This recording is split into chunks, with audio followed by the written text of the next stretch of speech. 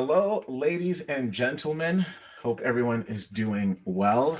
My name is Keith. Thank you for joining me, taking the time to come and check this out. Hopefully, everyone's doing well today. It is a little chilly in Ottawa today.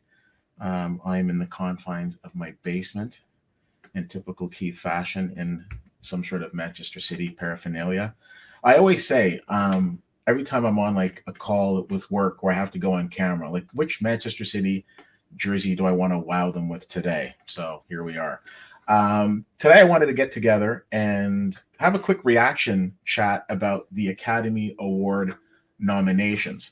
Um, I think for those who know me, you know that I love film. I really enjoy movies, and of course, this is a big day. This is, of course, the kind of like coming up to the culmination of award season, where we all start talking about what movies are going to be, or what movies have now been nominated for Academy Awards, and we'll be seeing a lot of award shows over the next couple of months. And of course, the big one is the Oscars. Now, anytime I talk about the Oscars, I have to go back, or any award show really, I have to go back to a conversation that I had with somebody years ago, and what they basically said was, I don't need anybody to tell me like what I should like and what I shouldn't like, and I fully agree with that. I'll give you a couple of examples. My favorite movie of all time is a movie called Heat with Pacino and De Niro, and that won absolutely zero Academy Awards because it was nominated for absolutely zero Academy Awards. Doesn't change the fact that it's my favorite, but nonetheless, there you are. Shawshank Redemption, which is on a lot of people's top 10 list. I think if I was to gather like a group of people and say, what's on your top 10 list, like 10 people, at least eight of them are going to say Shawshank Redemption. It's just one of those films that people just love. Shawshank was nominated for, I want to say, 7 Academy Awards, didn't win any. So again, why is the Oscars a big deal? It's kind of like the Super Bowl of entertainment. So I get into it, but at the same token, not necessarily the be all end all. So I always like to start off with that caveat. So thank you for joining. If you guys have any questions, I want to make this interactive. Feel free to join in with any comments or what have you. As I said, I want to do more of these live sessions this year and going forward. But yeah, let's get into it. So back in the day, the Academy nominated 5 films for Best Picture. Over recent years, that's kind of gone up, and that's anywhere between 8 and 10. Now, this isn't going to be a prediction video per se. It's more so a reaction and kind of maybe like early picks, if you will. But I'll definitely come back and do a prediction video later on to help everybody out with their Oscar polls. Let's start off with Best Picture. We've got 10 films that are nominated.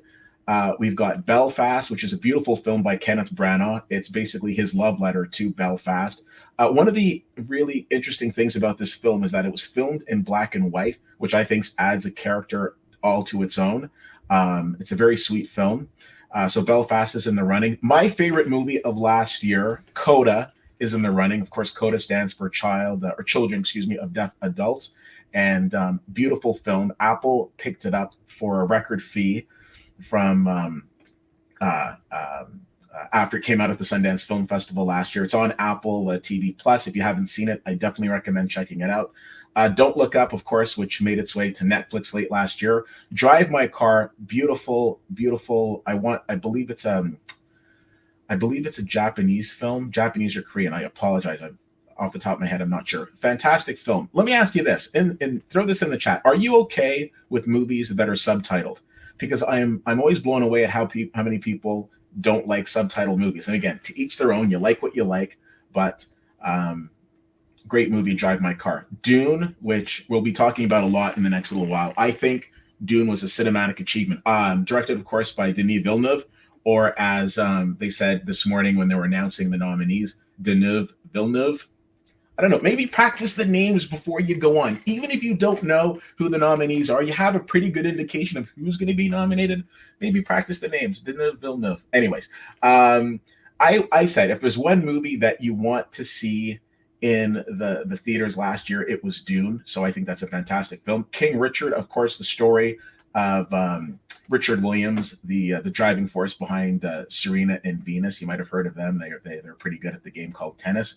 Licorice Pizza, Crazy name, but an entertaining film. Every year you have a film that's nominated for Best Picture that somewhat touches on Hollywood, and this year it was Licorice Pizza. Nightmare Alley, Guillermo del Toro's film, very well done. A kind of an ode to film noir. The Power of the Dog, which actually leads nominations with, which I believe with 12, which I'm going to have to see again because I saw it. I saw it at TIFF and it was enjoyable. I just, if you told me 12 Oscar nominations, I would have said, I really? It's on Netflix, so feel free to check that out. And of course, West Side Story. West Side Story, a very interesting film. Of course, it won multiple Oscars back in the 60s, I believe it was, when it came out. Now it has the opportunity to duplicate that. So we will we'll definitely see what happens with West Side Story. So anyways, early prediction. My heart would love to say Coda. There's just something I like about when my favorite film of the year wins Best Picture. I don't think it will win. Off the top, I think this is going to come down to between Power of the Dog and West Side Story. Jane Campion, who's nominated for Best Director, there's a lot of love to her right now. And listen, for me, I can appreciate that. I really enjoyed her film The Piano, but we're not talking about The Piano. We're talking about Power of the Dog. I don't even think Power of the Dog is the best movie on this list. But in terms of where things seem to be swaying right now from the whole political side of the Oscars, I think it's going to go to Power of the Dog. It checks a lot of the boxes. And also West Side Story. West Side Story was a film that I think was beautifully shot. I think it's a very sweet film. But I think if West Side Story ends up winning, you're going to start seeing the floodgates open for all of these remakes, and it won't be long before we're getting The Godfather done again. But anyways, early prediction for me would either be West Side Story or Power of the Dog. I'll narrow that down in the coming weeks. Best Director. Okay, so we've got the directors for Belfast, Drive My Car, Licorice Pizza, The Power of the Dog, and West Side Story. And this is where I guess the first and major snub for me comes, and that's with Denis Villeneuve for directing Dune. Dune got 10 Oscar nominations overall. I'm sorry, did the movie direct itself? I'm absolutely blown away and so disappointed that Denis Villeneuve didn't get nominated. I used to think the best director as it relates to the technology of IMAX was Christopher Nolan. Then I saw Dune and I changed my tune. I think what he did this year was a cinematic achievement. I think that, again, it's the one movie that needed to be seen in theaters, and the fact that he wasn't nominated, but the film still got 10 nominations. And we've seen this before. I mean, recently we had Argo win Best Picture, and of course Ben Affleck wasn't nominated for that. But again, I think what Denis Villeneuve did with this film is just fantastic and just astounding, and the fact that he's not nominated makes absolutely no sense to me. Moving on into Best Actress in a Leading Role, which is going to take some of the disappointment out, because the first name I get to read alphabetically is my celebrity crush, Jessica Chastain, who was nominated for The Eyes of Tammy Faye. We've also got Olivia Colman nominated for The Lost Daughter, Penelope Cruz for Parallel Mothers, Nicole Kidman being the Ricardos, and Kristen Stewart, who was snubbed at the Screen Actors Guild Awards, who is back here being nominated for her role as Princess Di in Spencer. This is a stacked category. Legitimately, any of these fine actresses could win. Obviously, I would love to see Jessica Chastain win, but you never want to count out Olivia Colman and Kristen Stewart with just a fantastic performance as Princess Di in Spencer. I can't say going into this I was a huge Kristen Stewart fan, but after seeing the film, I really respect what she did with this role, and it was very impressive. So again, early prediction here, it's a tough one. It's a tough one. This you legitimately could make an argument for all five. It'll really come down to how some of the other awards shape up, and that'll kind of help guide it. But right now, obviously, I want Chastain to win, but I'm not pushing all my chips to the center of the table on that. I apologize. I don't think I gave you an early prediction on director. I vented about Denis Villeneuve, but I didn't say who I thought would win. Right now, Jane Campion looks like the odds-on favorite to win that. I don't think it's going to be Licorice Pizza, Drive My Car. Kenneth Branagh will probably get a screenplay Oscar, and I don't think Steven Spielberg will win. So I think most likely you're going to see Jane Campion win again. That could change, but for now, that's what I'm going with. Lead actor, best lead actor. We've got Javier Bardem for Being the Ricardos, which is on Amazon Prime if you haven't seen it. We've got Benedict Cumberbatch for The Power of the Dog, Andrew Garfield for Tick Tick Boom, Will Smith, King Richard, and my twin brother Denzel Washington for The Tragedy of Macbeth. You know what's interesting? There was a time when a movie would go to the theater, and then you would have to wait like months before it would come on like Blu-ray or see it on a streaming service. Now it's weeks. I'm looking at these films, and I believe, yeah, they're all available at home. So if you're not feeling overly comfortable with going out, the good news is that you don't have to. You can just stay home and watch and watch the movies there. But a solid lineup for best lead actor. I got to tell you, I really enjoyed Will Smith's performance in King Richard, and right off the rip, I'm gonna make him my prediction. Thank you for sharing your thoughts about the nominations. Well, thank you very much for coming and joining me today. I really appreciate it. Let's see. Moving on. Let us drift into Best Actress in a Supporting Role. Oh, here we're going. Okay, we're going to get our next snub, in my opinion. But first, let's talk about the wonderful actresses nominated in this. We have Jessie Buckley for The Lost Daughter. Now, if you haven't seen The Lost Daughter, which is on Netflix right now, this was a really strong performance by Jessie Buckley. She, of course, Olivia Colman is going to be like the center of it, but she really helps move this story along, and I was very impressed with her performance. Ariana DeBose, West Side Story, which is interesting because Rita Moreno was nominated and won for the exact same role in West Side Story back in the 60s. Judi Dench, Belfast, Kirsten Dunst, The Power of the Dog, and Anjanae Ellis for King Richard. Very interesting. Both Kirsten Dunst and her husband, Jesse Plemons, are both nominated for Academy Awards. Can you imagine if one of them wins and the other one doesn't? Awkward.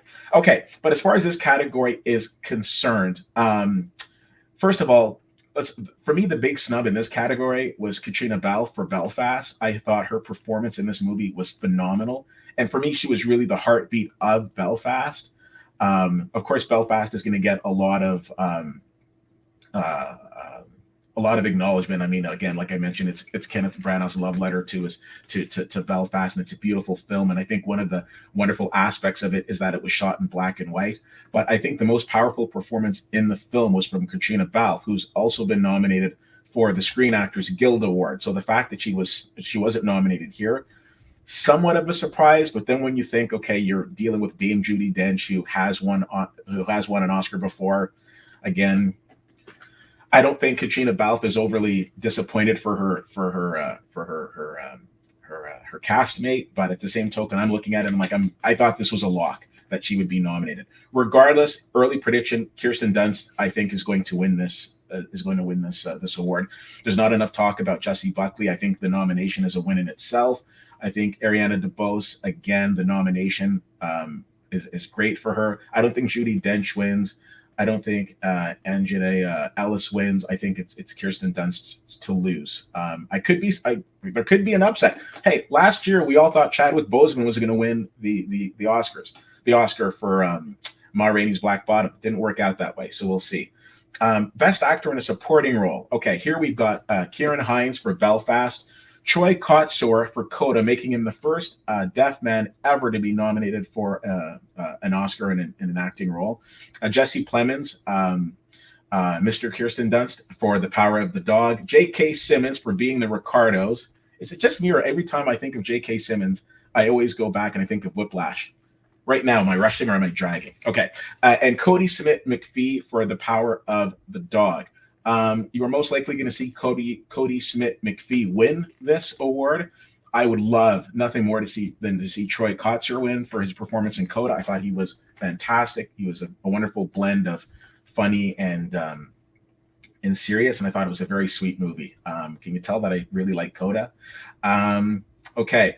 I'm gonna go through a couple more of these. Adapted screenplay, we've got Coda, Drive My Car, Dune, The Lost Daughter, The Power of the Dog.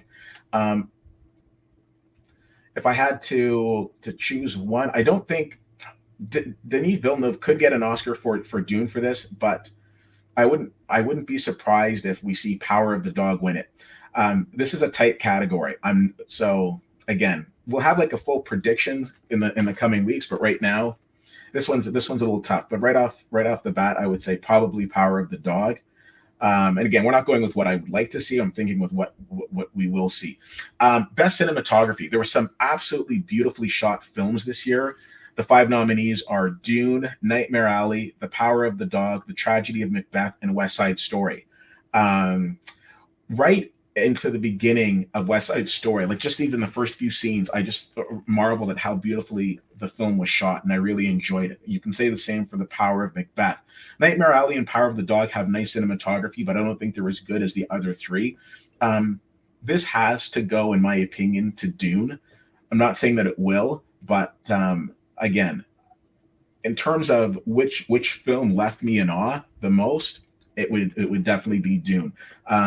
West Side Story would be a close second, but I just think the cinematography on Dune was so on point. We have in those two films, we have two films that were remade. Dune was remade and was made better, and to me, West Side Story it wasn't really broke before.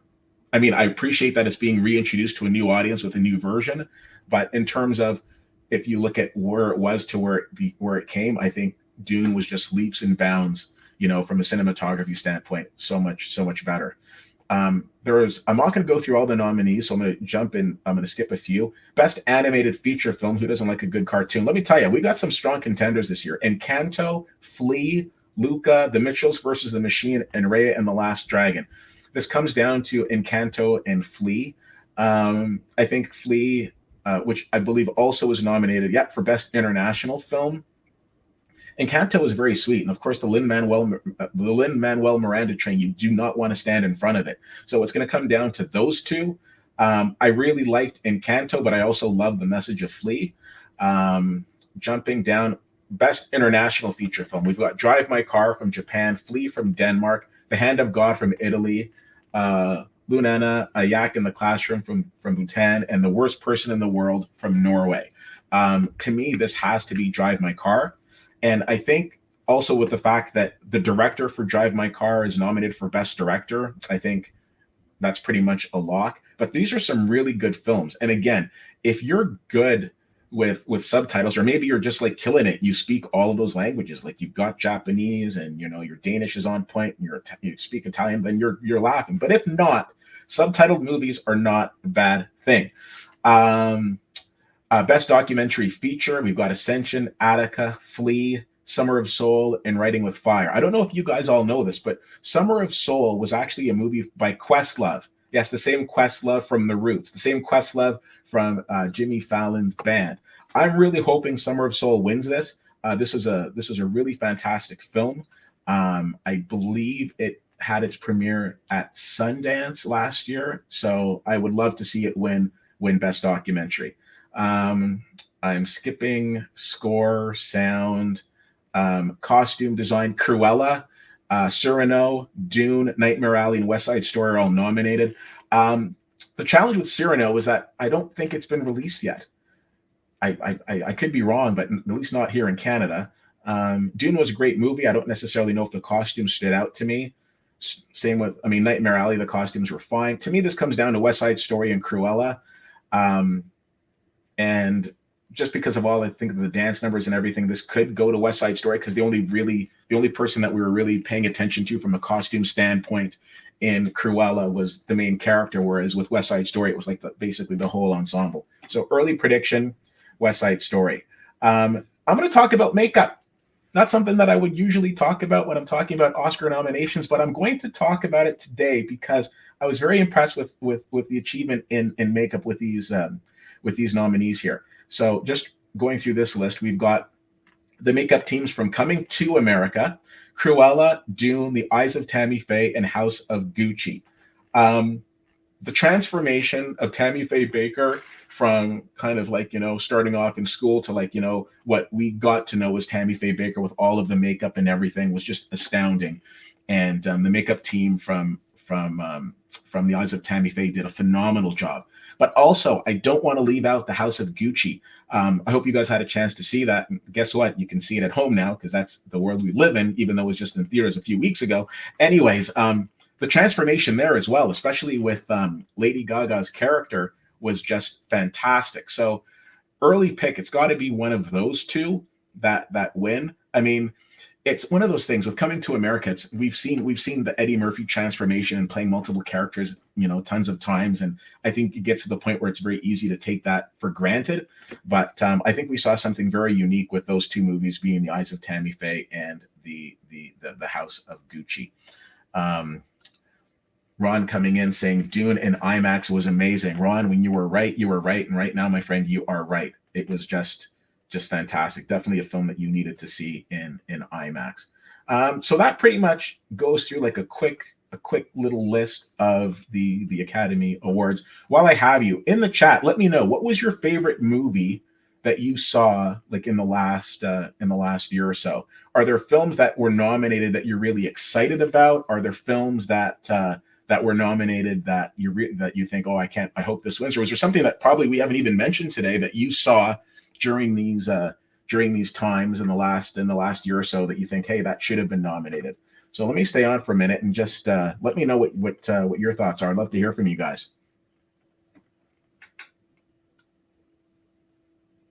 Like I said, it's always difficult when we're talking about films and we're talking about, people talking about snubs and things of that nature, because one of the challenges is that when you say something's been snubbed, that means that, okay, well, one of you has to go. And here's my thought process on that. We have 10 nominations for Best Picture. You mean we can't have like maybe 7 or so for Best Director? I've watched some of these other award shows like the Emmy Awards and Golden Globes and whatever, and they've gone past the usual 5. So I think maybe we need to spread it out, because as much as I would love to see Denis Villeneuve win, chances are he's not going to.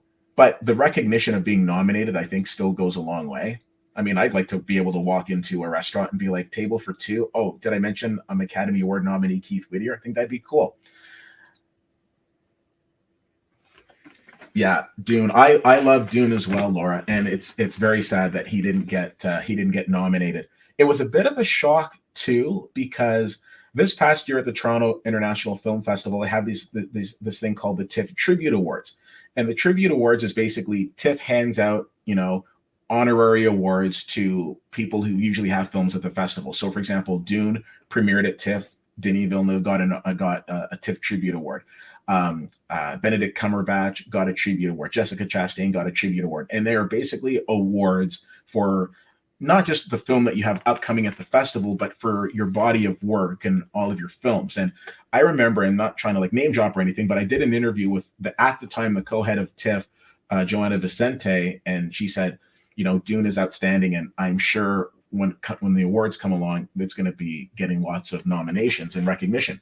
And she's right; it did get a lot of recognition. But again, if it had only gotten cinematography, that would have been one thing. But it got 10 nominations. The movie didn't direct itself, so that just blows me away, and I'm just sad for Villeneuve. But any other favorite movies from the past year before we wrap this up?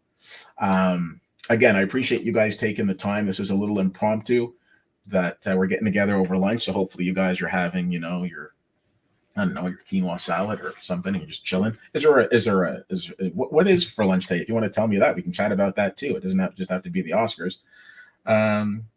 Pandemic means that we haven't seen everything yet. Keen to catch up before the ceremony. And this is the wonderful thing. Before it would be, okay, I've got to go to this theater, I've got to go to that theater, I've got to plan that out. Now, with the power of Netflix and the Primes and all of the streaming services, you can just do that from the comfort of your home. And let me tell you something. If you haven't tried it yet, Cineplex Uber Eats is a thing. It's fantastic. So people always support local. Yeah, I'll support Cineplex all day. But no, seriously though, it's a great opportunity to have, to be able to watch these films at home. Of course, there are still some things that are coming out to theaters. I believe, for example, Drive My Car here in Ottawa, at least, it was playing at, I believe it was the Bytown Theater. But again, you're going to see a lot of these films on your streaming services very soon. So there's a great opportunity for you to be able to watch movies at home. And again, there's a lot of great stuff that has come out and that has been nominated today. And maybe somebody out there was like, you know what, I don't know what Keith's talking about. Power of the Dog was phenomenal. I need to rewatch it. Sometimes you rewatch a film and it gets better, and you think to yourself, okay, well maybe I missed it the first time, or maybe I've got a stronger appreciation. A perfect example of that for me was the movie Rent. The first time I saw Rent in the theater, I didn't love it.